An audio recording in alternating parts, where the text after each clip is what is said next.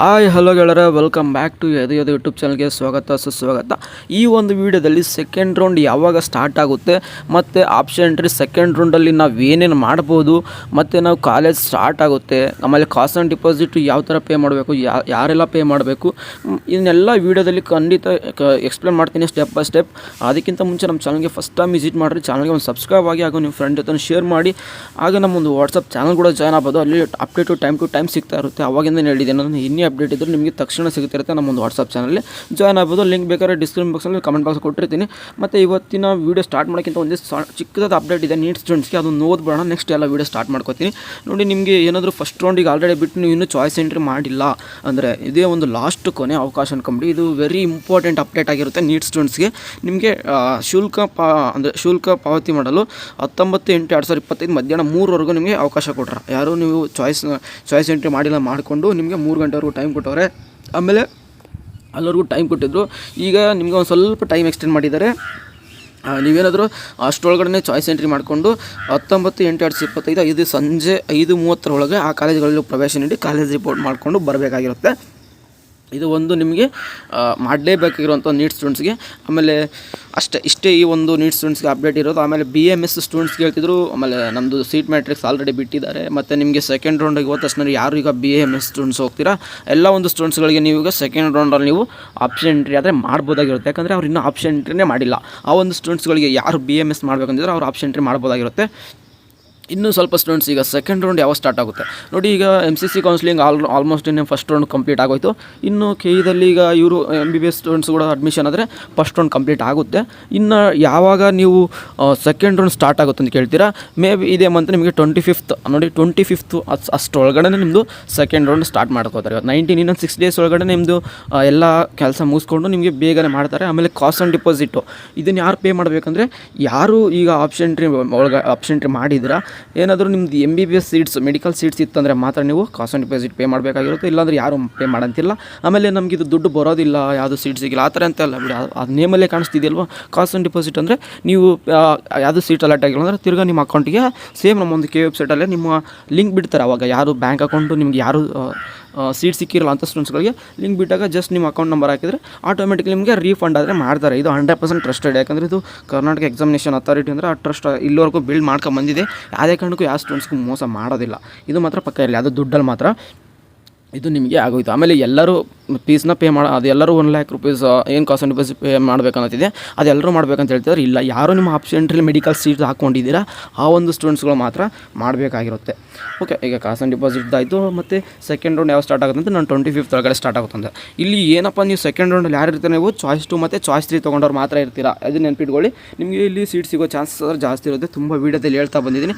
ಈಗ ಸ್ವಲ್ಪ ಸ್ಟೂಡೆಂಟ್ಸು ಹಾಗೆ ಜಾಸ್ತಿ ಜನ ಕಮೆಂಟ್ಸ್ ಆಗ್ತಿದ್ರು, ನಮ್ದು ಇವಾಗ ಕಾಲೇಜಸ್ ಸ್ಟಾರ್ಟ್ ಆಗ್ತಿದೆ, ನಾವು ಒಂದು ವೀಡಿಯೋ ಮಾಡಿದೆ. ನಾನು ಇಂಜಿನಿಯರ್ ಸ್ಟೂಡೆಂಟ್ಸ್ ಅಂತಂದು ಇಂಜಿನಿಯರಿಂಗ್ ಹೊಸ ಒಂದು ಚಾನಲ್ ಇತ್ತಲ್ವ, ಇಂಜಿನಿಯರಿಂಗ್ ಕರ್ನಾಟಕ, ಅಲ್ಲಿ ನಾನು ವೀಡಿಯೋ ಮಾಡಿ ತಿಳಿಸಿದ್ದೆ. ಜಸ್ಟ್ ಕಾಲೇಜ್ ಸ್ಟಾರ್ಟ್ ಆಗಿದೆ, ಅದ್ರ ಬಗ್ಗೆ ಇನ್ಫಾರ್ಮೇಷನ್ಸ್ ಕೊಡಿ. ಬೇರೆ ಒಂದು ಸ್ಟೂಡೆಂಟ್ಸ್ಗಳಿಗೆ ಈಗ ಲೈಕ್ BSc ನರ್ಸಿಂಗ್ ಆಯಿತು, ಅಗ್ರಿಕಲ್ಚರ್, ವೆಟರ್ನರಿ, ಬೇರೆ ಒಂದು ಕೋರ್ಸ್ಗಳಿಗೆ ಕಾಲೇಜ್ ಯಾವ ಸ್ಟಾರ್ಟ್ ಆಗುತ್ತೆ. ಆಮೇಲೆ ಇಂಜಿನಿಯರಿಂಗಲ್ಲಿ ಈಗ September 15th ಅಂತಂದು ಡೇಟ್ ಗೊತ್ತಾಗಿದೆ ನೋಡಿ. ನಿಮಗೆ September 15th ಇಂಜಿನಿಯರ್ ಸ್ಟೂಡೆಂಟ್ಸ್ಗೆ ಕಾಲೇಜ್ ಸ್ಟಾರ್ಟ್ ಆಗ್ತಿದೆ. ನಾವೀಗ ಸೆಕೆಂಡ್ ರೌಂಡ್ ಇಲ್ಲ ಥರ್ಡ್ ರೌಂಡ್ವರೆಗೂ ಹೋಗಬೇಕು ಅಂತ ಕೇಳ್ತೀರಾ ನೋಡಿ. ಒಂದು ಹೇಳ್ತೀನಿ ನೋಡಿ, ಕೇಳಿಸ್ಕೊಳ್ಳಿ. ನೀವು ಸೆಕೆಂಡ್ ರೌಂಡ್ಗೆ ಹೋದ್ಮೇಲೆ ಥರ್ಡ್ ರೌಂಡ್ಗೂ ಹೋಗ್ಬಿಡಿ. ಯಾಕಂದರೆ ಅಂದರೆ ಅಲ್ಲಿ ತುಂಬ ಟೈಮ್ ಮಾಡೋಕ್ಕೆ ಹೋಗಲ್ಲ. ಯಾಕಂದರೆ ಇವಾಗ ಆಲ್ರೆಡಿ ತುಂಬ ಟೈಮ್ ಆಗಿದೆ. ಫಸ್ಟ್ ರೌಂಡಲ್ಲಿ ಮಾತ್ರ ತುಂಬಾ ಟೈಮ್ ಬೇಕು. ಯಾಕಂದರೆ ನೀವು ಅಲ್ಲಿ ಆಪ್ಷನ್ ಎಂಟ್ರಿನೇ ಮಾಡಿರಲ್ಲ, ಎಲ್ಲ ಆಪ್ಷನ್ ಎಂಟ್ರಿ ಮಾಡ್ತಾ ಕೂತ್ಕೋಬೇಕಾಗುತ್ತೆ. ಅದಕ್ಕೋಸ್ಕರ ಎಲ್ಲ ಟೈಮ್ನು ಅಷ್ಟೊಂದು ಕನ್ಸ್ಯೂಮ್ ಆಗುತ್ತೆ. ಇವಾಗ ಸೆಕೆಂಡ್ ರೌಂಡಲ್ಲಿ ಏನಂತಾರೆ, ನಿಮ್ಗೆ ಆಪ್ಷನ್ ಎಂಟ್ರಿ ಮಾಡೋಕ್ಕೆ ಬರೋಲ್ಲ, ಜಸ್ಟ್ ಎಡಿಟ್ ಮಾಡೋಕ್ಕೆ ಕೊಡ್ತಾರೆ. ಅಂದರೆ ನಿಮ್ಮ ಕಾಲೇಜಸ್ನ ರೀಅರೇಂಜ್ ಮಾಡೋಕ್ಕೆ, ಇಲ್ಲ ಮಾಡಿಫೈ ಮಾಡಿ ಡಿಲೀಟ್ ಮಾಡೋದು, ಮೇಲೆ ಕೆಳಗೆ ಹಾಕೋದು, ಇಷ್ಟೇ. ಜಾಸ್ತಿ ಟೈಮು ಕೊಡೋಕ್ಕೋಗಲ್ಲ. ವಿತಿನ್ 1 ವೀಕ್ ಒಳಗಡೆ ನಿಮ್ಮ ರಿಸಲ್ಟ್ ಅನೌನ್ಸ್ಮೆಂಟ್ ಆಗ್ತದೆ. ಆಮೇಲೆ ನೆಕ್ಸ್ಟ್ ನಿಮ್ಗೆ ಅಡ್ಮಿಷನ್ ಪ್ರೊಸೆಸ್ಗೆ ಸ್ವಲ್ಪ ಅಡ್ಮಿಷನ್ ಆಗೋಕ್ಕೆ ಟೈಮ್ ಕೊಡ್ತಾರೆ. ಆಮೇಲೆ ನೀವು ಹೋಗ್ಬಿಟ್ಟು ನೆಕ್ಸ್ಟ್ ಥರ್ಡ್ ರೌಂಡು ಅದೇ ಥರ ಇರುತ್ತೆ, ಬೇಗ ನಡೆದು ಹೋಗ್ತದೆ ಹೋಗಿ. ಆಮೇಲೆ September 15th ಒಳಗಡೆ ಇಷ್ಟು ಮುಗೀತದ ನಮ್ಮದು ಕೌನ್ಸಿಲಿಂಗ್ ಪ್ರೊಸೆಸ್ಸು, ಅದು ಮುಗಿದೇನೇ ಇರಲಿ, ಆಲ್ಮೋಸ್ಟ್ ಮುಗಿಯೋದು ಆ ಥರನೇ ಮಾಡ್ತಾರೆ. ಆಯಿತು. ಬಟ್ ಇವಾಗ ನಿಮಗೆ September 15th ಸ್ಟಾರ್ಟ್ ಆದರೂ BSc ನರ್ಸಿಂಗ್ ಸ್ಟೂಡೆಂಟ್ಸ್ ಆದರೂ ಆಯಿತು, ನೀವು ಇಂಜಿನಿಯರ್ ಸ್ಟೂಡೆಂಟ್ಸ್ ಆಯಿತು, ಬೇರೆ ಒಂದು ಸ್ಟೂಡೆಂಟ್ಸ್ ಆಯಿತು, ನಿಮ್ಮ ಕಾಲೇಜಸ್ ಹೋದ ತಕ್ಷಣ ಲೆಸನ್ಸ್ ಅಂದರೆ ಪಾಠಗಳು ಸ್ಟಾರ್ಟ್ ಮಾಡಲ್ಲ. ಯಾಕಂದರೆ ಇವಾಗ ನೀವು ಫಸ್ಟ್ ಟೈಮ್ ಅಡ್ಮಿಷನ್ ಆಗ್ತಿದ್ದೀರಾ. ಇಂಜಿನಿಯರ್ ಸ್ಟೂಡೆಂಟ್ಸ್ ಆದರೆ ಇಂಡಕ್ಷನ್ ಪ್ರೋಗ್ರಾಮ್ ಅಂತ ನಡೀತದೆ 15 days. ಅಲ್ಲಿ ನಿಮಗೆ 15 days ಏನೂ ಅಷ್ಟೊಂದು ಕಲಿಯೋದೇ ಇಲ್ಲ. ಟೈಮ್ ಕೊಡಿ. ಇದರಲ್ಲಿ ನಿಮ್ಗೆ ಒಳ್ಳೆ ಕಾಲೇಜಸ್ ಸಿಗುತ್ತೆ 4 ವರ್ಷದ ಬಹುಶಃ. BSc ನರ್ಸಿಂಗ್ ಸ್ಟೂಡೆಂಟ್ಸ್ ಅಷ್ಟೇ ನಿಮಗೂ ಓರಿಯೆಂಟೇಷನ್ ಪ್ರೋಗ್ರಾಮ್ ಅಂತ ನಡೀತಾ ಇದೆ ಎಷ್ಟೊಂದು ಕಾಲೇಜಸಲ್ಲಿ. ಬೇರೆ ಒಂದು ಕೋರ್ಸಸ್ಸಲ್ಲೂ ಅಷ್ಟೇ ಅಂದರೆ ಈ ಥರ ಪ್ರೋಗ್ರಾಮ್ ಮಾಡಿಲ್ಲ ಅಂದರೂ ಸುಮ್ಮನೆ ಸ್ವಲ್ಪ ಏನೋ ಒಂದು ವೀಕಲ್ಲಿ ಎಂಜಾಯ್ ಮಾಡಿಸ್ತಾರೆ ಸ್ಟೂಡೆಂಟ್ಸ್ನ. ಸ್ಟಾರ್ಟ್ ಮಾಡಲ್ಲ ಯಾವುದೇ ತಕ್ಷಣ, ಯಾಕಂದರೆ ನೀವು ಜಸ್ಟ್ ಎನ್ವೈರ್ಮೆಂಟ್ ಸೆಟ್ ಆಗಿರಲ್ಲ, ಪೂರ್ತಿನ ಸೆಕೆಂಡ್ PC ಮೈಂಡ್ ಸೆಟ್ ಇರುತ್ತೆ. ಅದಕ್ಕೋಸ್ಕರ 1 ವೀಕ್ ಆದರೂ ನಿಮಗೆ ಟೈಮ್ ತೊಗೋತಾರೆ. ಓಕೆನಾ?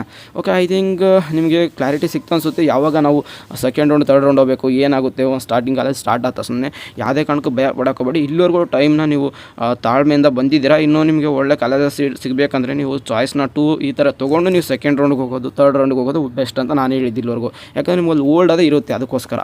ಓಕೆ, ಮತ್ತು ಇನ್ನೂ ಸ್ವಲ್ಪ ಸ್ಟೂಡೆಂಟ್ಸ್ ಕೇಳ್ತಿದ್ರು ನಾವು ಸೆಕೆಂಡ್ ರೌಂಡ್ ಒಳಗಡೆ ಅಂದರೆ ಇಲ್ಲಿ ಹೋಗಿದ್ದೀವಿ, ನಾವು ಮತ್ತೆ ಆಪ್ಷನ್ ಎಂಟ್ರಿ ಮಾಡ್ಬೋದಾ ಅಂತಂದು.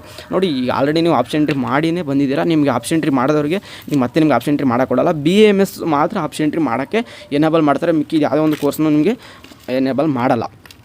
ಇಷ್ಟೇ. ಯಾಕಂದರೆ ಸ್ವಲ್ಪ ಜನ ಹೇಳ್ತಿದ್ದೆ ನನಗೆ ಸೀಟ್ ಸಿಕ್ಕಿಲ್ಲ, ನಾವೇನು ಮಾಡಬೇಕಂತ. ನಾನು ತುಂಬ ವೀಡಿಯೋದಲ್ಲಿ ಹೇಳ್ತಿದ್ದೆ, ಸಾಕಷ್ಟು ಜನಕ್ಕೆ ಅಂದರೆ ನೀವು ಹೋಗಿ ಜಾಸ್ತಿ ಕಾಲೇಜಸ್ ಆ್ಯಡ್ ಮಾಡಿ ಅಂತಂದು. ಓಕೆ, ಈಗ ಏನಾಗಿಲ್ಲ, ನೀವು ಥರ್ಡ್ ರೌಂಡ್ಗೂ ವೇಟ್ ಮಾಡಿ. ಸೀಟ್ ಸಿಕ್ಕಿಲ್ಲ ಅಂದರೂ ಏನು ಮಾಡೋಕ್ಕಾಗಲ್ಲ. ಥರ್ಡ್ ರೌಂಡ್ವರೆಗೂ ವೇಟ್ ಮಾಡಿ. ನೀವು ಯಾರಿಗೂ ಸೀಟ್ ಸಿಕ್ಕಿಲ್ಲ ಸೆಕೆಂಡ್ ರೌಂಡ್, ಅವರು ಕೂಡ ಡೈರೆಕ್ಟ್ ಥರ್ಡ್ ರೌಂಡ್ಗೆ ಹೋಗ್ತೀರಾ. ಇಷ್ಟು ಒಂದು ಈ ವಿಡಿಯೋದಲ್ಲಿ ಅಪ್ಡೇಟ್ ಆಗಿತ್ತು.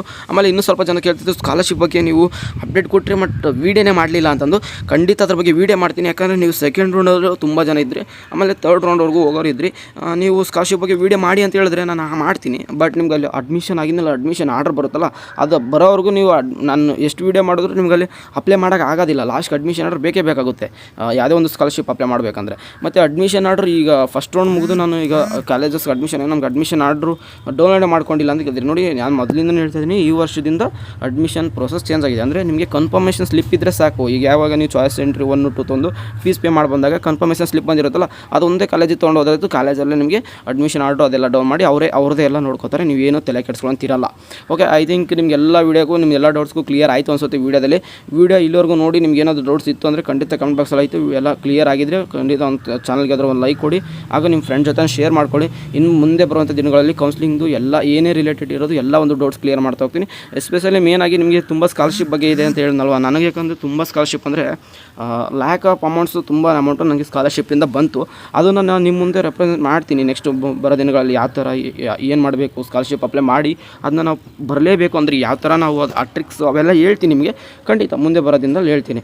ಚಾನಲ್ಗೆ ಸಬ್ಸ್ಕ್ರೈಬ್ ಆಗಿ ಇಟ್ಕೊಂಡಿರಿ, ನಿಮ್ಮ ಫ್ರೆಂಡ್ ಜೊತೆ ಶೇರ್ ಮಾಡ್ಕೊಳ್ಳಿ. ಖಂಡಿತ ನಿಮಗೆ ಮುಂದೆ ಒಂದಿನ ಈ ಚಾನಲ್ ಹೆಲ್ಪ್ಫುಲ್ ಆಗುತ್ತೆ ಅಂತ ಹೇಳ್ತಾ ಈ ವಿಡಿಯೋ ನಿಲ್ಲೋರ್ಗೆ ಎಂಡ್ ಮಾಡ್ತೀನಿ. ಸಿಗೋಣ ನೆಕ್ಸ್ಟ್ ವಿಡಿಯೋದಲ್ಲಿ. ಹಾಗೂ ಕೂಡ ಅಷ್ಟೇ ಕೆಲವು ಒಂದೇ ಮಾತ್ರ.